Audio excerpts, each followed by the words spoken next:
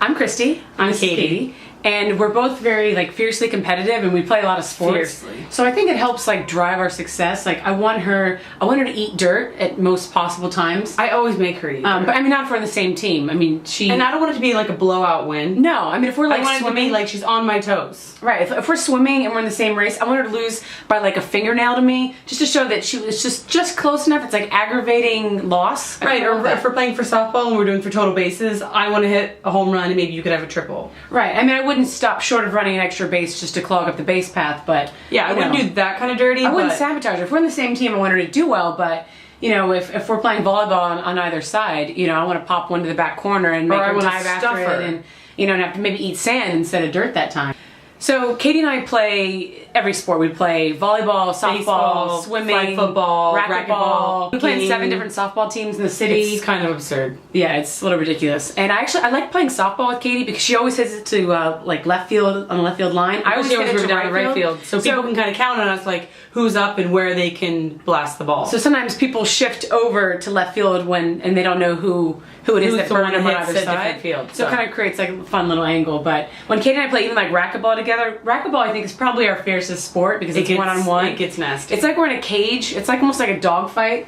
It's like 2 men enter, 1 man leaves. It is the most intense competition I've ever sweating or feel in my life. We're sore. We're just on our last leg. I'll throw my shoulder into the wall just so I don't lose to her. I mean, it's pretty intense. It's pretty vile. And I think the way that I fight her in sports, I couldn't get away with anybody else.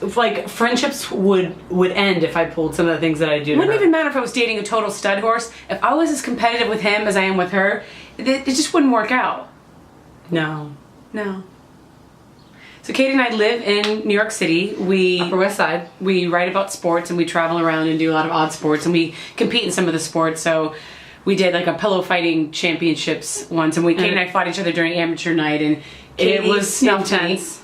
Katie got the upper edge and she almost suffocated me with a pillow in front of thousands of people. That's fine. But then we did this sport called chess boxing.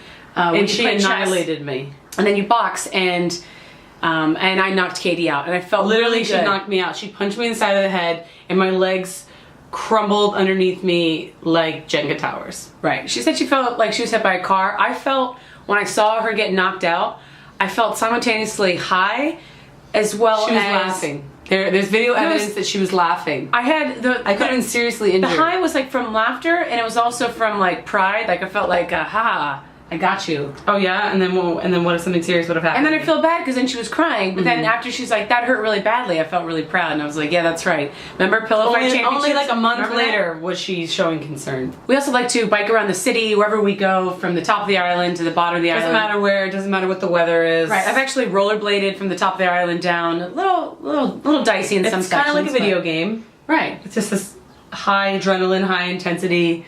Watch out for cars, pedestrians, buses, birds. Sometimes a bird almost knocked me off my bike once because it flew really low.